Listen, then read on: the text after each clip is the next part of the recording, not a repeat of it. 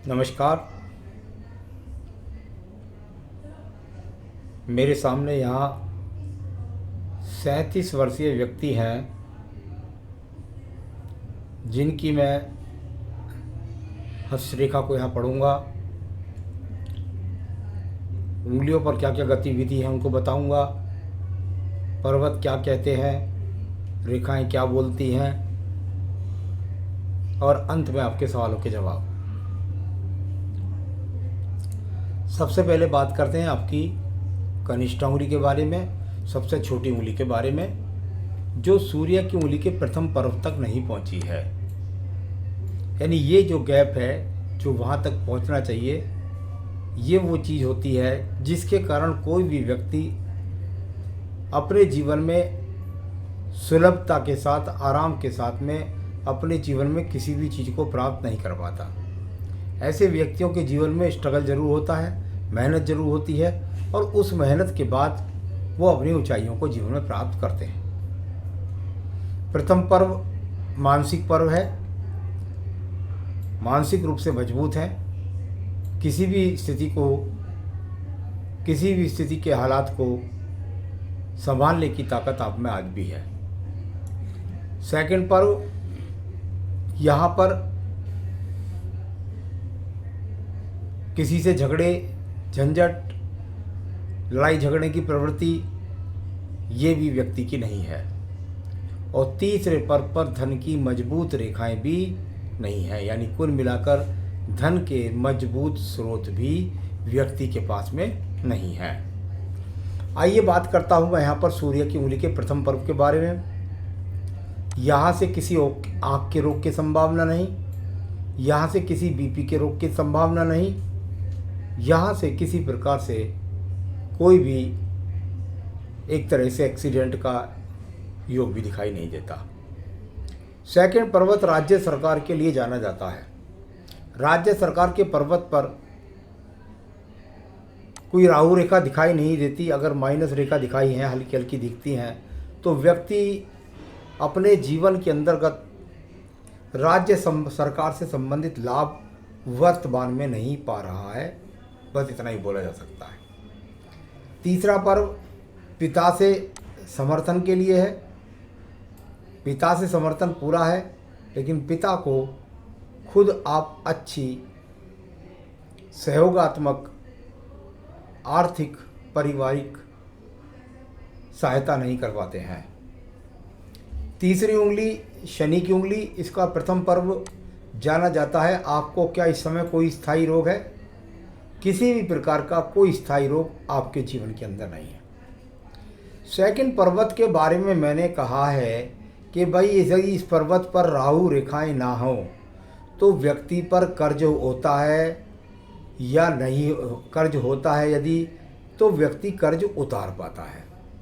दूसरी बात, व्यक्ति कर्ज लेता है तो उसको ईमानदारी से निभाने का प्रयास करता है। और तीसरी बात, किसी प्रकार से धन डूबने का कोई योग नहीं है। तीसरा पर्व परिवार को संचालन करने के लिए जाना जाता है। यहाँ पर भी खड़ी रेखाएं हैं। आप में इतनी सामर्थ्यता है कि आप अपने परिवार का भरण पोषण ठीक तरीके से कर पा रहे हैं। मैं बात करता हूँ आपकी बृहस्पति की प्रथम उंगली के बारे में, जहाँ से कोलेस्ट्रॉल के, शुगर के, लीवर के रोग कहीं दिखाई नहीं देते। सेकंड पर्वत पर माइनस रेखा नहीं है। इसका मतलब निश्चित रूप से विवाह होगा, और साथ ही साथ विवाहिक जो पत्नी आएगी उससे तालमेल भी ठीक रहेगा।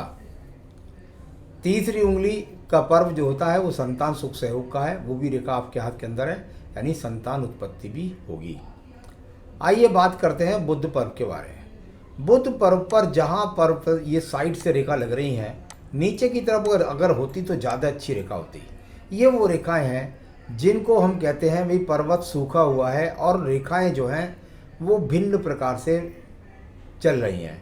यानी इससे कोई भी स्थिति धन की मजबूत नहीं बोली जाती। मैं कह सकता हूँ कि इस समय पर जो धन के आगमन है उनसे आप संतुष्ट नहीं हैं, या वो इतने अच्छे हैं ही नहीं जिससे आपको संतुष्टि मिल सके। नीचे वाला पर्व है, इस पर कुछ बिखराव रूपी रेखाएं, कोई भी सेंटर में नहीं गई रेखा, कोई भी लंबवत रेखा नहीं गई। अभी तो मैं नहीं कह सकता कि अभी कोई राज्य सरकार से संबंधित लाभ मिल सकता है। तो ये कुल मिलाकर बिखराव की रेखा है, आड़ी तिरछी होकर के बिखरी हुई है। भाग दौड़ रोजाना हो रही है सम्मान के लिए, लेकिन वो मिल नहीं पा रहा है। लेकिन इसमें एक बहुत अच्छी रेखा निकल रही है जो मंगल पर्वत से होकर के और शनि पर्व तक का संबंध बनाती है। यानी अभी भी राज्य सरकार से लाभ लेने के संकेत हाथ में दिखाई देते हैं। कितने वर्ष तक, कब तक, ये मैं आपको आगे बताऊंगा। यहाँ अगर अन्य रेखाओं में बात करूं तो अभी भाग्य पर्वत पर भी रेखाएं, पर्वत पूरी तरीके से भाग्य का दबा हुआ है, भाग्य साथ नहीं दे रहा। भाग्य की जो लंबवत रेखाएं हैं वो यहाँ पर बनी हुई नहीं है, यानी मैं यहाँ पर भाग्य उदय इसको नहीं मानता हूँ। कुल मिलाकर धन की बहुत मजबूत स्थिति भी नहीं है। आइए बात करते हैं आपके बृहस्पति पर्व के बारे में। बृहस्पति पर्व पर अभी कोई चतुर्भुज नहीं, मकान बनने की कोई संभावना नहीं। वाहन की स्थिति के लिए थोड़ा सा अगर देखें तो उसमें भी अभी कोई स्थिति दिखाई नहीं देती जल्द से। कब बन सकता है ये मैं अभी आपको गणित करके बताऊंगा। तो यहाँ बृहस्पति कोई बहुत अच्छा है, आपके सहयोग में नहीं है, यानी शादी विवाह के लिए इसका कारक अच्छा नहीं है। धन का कारक यहाँ पर अच्छा नहीं है, मकान बनने का कारक अच्छा नहीं है। उसके लिए कुछ पूजा पाठ होंगी, वो अवश्य आपको करनी होगी। आइए बात करता हूँ आपकी हृदय रेखा के बारे में। हृदय रेखा में किसी प्रकार का रोग नहीं है। किसी प्रकार की हृदय रेखा के अंदर मैं कहूँ पति पत्नी के बीच में विचार विमर्श रहेंगे, बाद में झगड़ा झंझट रहेगा, वह भी कहीं दिखलाई नहीं पड़ता। साथ ही साथ व्यक्ति अपने जीवन के अंतर्गत निश्चित रूप से अच्छे मन और अच्छे विचारों वाला भी है। आइए बात करते हैं आपके निम्न मंगल पर्व के बारे में। निम्न मंगल पर्व पर अभी वो रेखा नहीं है जिन रेखाओं के द्वारा आप बहुत ज़्यादा मेहनती व्यक्ति या मेहनत से फल मिलना। यहाँ मेहनत से फल ना मिलने वाला मंगल पर्व पूरी तरीके से दबा हुआ है और कहीं से भी उससे बहुत लाभ के संकेत अभी दिखलाई नहीं दे रहे हैं। तो थोड़ा सा जहाँ आप अपने टारगेट में मेहनत कर रहे हैं उसमें कहीं ना कहीं कोई त्रुटि है जो सही टारगेट लेने के बाद आपको सही रूप से धन के आगमन बनाएगी। चलिए मैं बात करता हूँ आपकी बुद्धि रेखा के बारे में। बुद्धि रेखा और शुरू में निकले और बेहतरीन थोड़ा सा उतार चढ़ाव के बाद और आदित्य मंगल के पर्वत तक पहुँच जाए, यानी व्यक्ति को निश्चित रूप से ये व्यापारिक रेखा नहीं है, ये बुद्धि है। और बुद्धि का सही इस्तेमाल करके आपको प्रयास करना चाहिए देश विदेश में जॉब का भी। साथ ही साथ ऐसी बुद्धि रेखा का जब तक आपको धन रूप में लाभ नहीं मिलेगा, जब तक आप घर से दूर नहीं जाएंगे। इसमें दूरी बहुत दूर भी हो सकती है, 1000-2000 किलोमीटर देश में भी हो सकती है और विदेश में भी हो सकती है। द्वितीय मंगल पर्वत झगड़े झंझट के लिए जाना जाता है। यहाँ झगड़े झंझट, कोर्ट कचहरी, मुकदमा, इस तरह का कोई भी चिन्ह नहीं है। आइए बात करता हूँ आपके चंद्र पर्वत के बारे में। जैसा मैंने ऊपर बोला ऐसी चंद्र पर्वत पर एक रेखा ये और आई, यानी कहीं ना कहीं आप थोड़ा सा प्रयास करें घर से दूर जाने के लिए, विदेश जाने के लिए, तो वहाँ से आपको धन के अच्छे आगमन बनेंगे। ये प्रयासरत छड़ी छड़ी रेखाएं, यानी व्यक्ति प्रयास कर रहा है, योजना बना रहा है कुछ कार्य की, कुछ नौकरी की, तो उसके द्वारा उन्नति प्राप्त करेगा। करते रहिए मेहनत। चलिए बात करता हूँ बुध रेखाओं के बारे में। बुध रेखा यहाँ पर व्यापार की तो कोई है नहीं मजबूती के साथ, संसाधन की है। आप धीरे धीरे संसाधन बनाने का प्रयास कर रहे हैं, अभी वो नहीं बन रहे। भाग्य रेखा भी बड़े अस्त रूप में है, बहुत ही हल्की है, बहुत माइनर है, जो बिल्कुल अस्त रूप में यहाँ पर दिखाई दे रही हैं, जा रही हैं, लेकिन बहुत ज़्यादा मजबूत नहीं है। जब तक ये बुद्धि रेखा की तरह स्पष्ट मजबूत नहीं बनेगी तब तक आपके भाग्य को उदय नहीं करेंगी। तो वो भाग्य रेखा और भाग्य पर्वत दोनों ही मुझे उदय दिखलाई नहीं पड़े। आइए बात करते हैं आपके इसके बाद हम सीधा शुक्र पर्व के बारे में। संसाधनों का शुक्र पर्व, और यहाँ पर इसमें देखूँ तो एक तरह की बहुत बड़ी जाली लगी हुई है, यानी व्यक्ति वर्तमान में विवाह के लिए भी देरी में हो पाया और साथ ही साथ उसको अच्छे संसाधन की आवश्यकता है जिसके लिए वो प्रयास कर रहा है। मैं बात करता हूँ इसके बाद एक और रेखा की, और वो है आपकी आयु रेखा। आयु रेखा, और यहाँ से मजबूती के साथ चल कर के और ये रेखा लगभग यहाँ तक पहुँची। इसके बाद एक कवरेज रेखा लगी, यानी कि 78 से 79 की एज रेखा भी है। तो ये तो सब मैंने आपको एक एक चीज़ का बताया। अंगूठे का और देख लेते हैं थोड़ा सा आपका।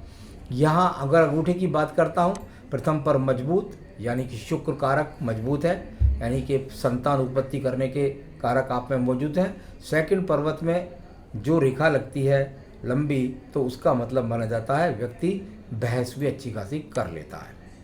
बहुत ज़्यादा बुद्धि रेखा जब लंबी होती है, थोड़ा सा लहरदार होती है, तो उसका मतलब माना जाता है व्यक्ति ज़रूरत से ज़्यादा अपने आप को चालाक समझने का प्रयास करता है।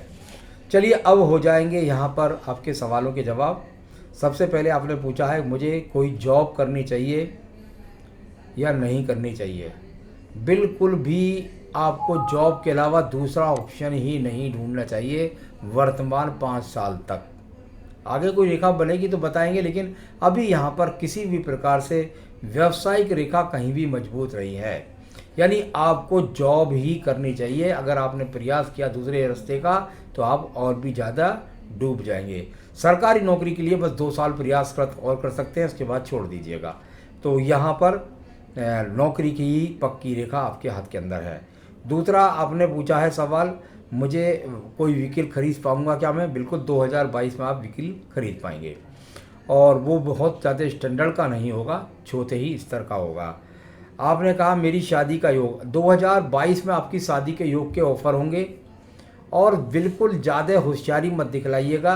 अब आपको बिल्कुल ज़्यादा कभी किसी में सुंदरता, किसी में ज़्यादा जॉब की गुंजाइश, किसी में कुछ इस तरह का व्यक्ति की आदत होती है। जब ऐसी बुद्धि रेखा होती है तो कृपया करके अब विवाह कर लीजिए, नहीं तो 2022 के बाद फिर विवाह की संभावनाएं भी खत्म हो जाएंगी। फाइनेंस स्टेटस ठीक रहेगा, कोई परेशानी की बात नहीं है, ज़्यादा ठीक रहेगा। आपने कहा कि बहन मेरी, तो मैंने बता दिया आपको 2022, और बच्चे भी आपको होंगे, चिंतित मत। इसके बाद आपने कहा मैं बर्डन महसूस करता हूँ लोन का, क्या मैं उसको जीवन में क्लियर कर पाऊँगा या नहीं कर पाऊँगा, इसके लिए क्या सॉल्यूशन है। मैं बता देता हूँ, आपके ऊपर कोई कर्ज नहीं रहने वाला है, सब धीरे धीरे करके उतर जाएगा, लेकिन समय लगेगा उसमें काफ़ी, और धीरे धीरे करके उतरेगा। यहाँ पर बिजनेस किस टाइप का पूछा है आपने। बिल्कुल बिजनेस ना करें, ये मैं ऊपर भी मना कर चुका हूँ और यहाँ भी मना कर चुका हूँ। आपका विवाह हो जाए, आपकी नौकरी अच्छी चले, आप अपने संसाधनों से पूरी तरह सुसज्जित हो जाएं, इन सब के लिए जो मैं उपाय बता रहा हूँ कृपया करके कर लीजिएगा। रुद्राष्टकम, भगवान शिव का पूजा होती है, उसे रोजाना करना है आपको रुद्राष्टकम को। और ओम ब्रह्म बृहस्पते नमः, ओम ब्रह्म बृहस्पते नमः,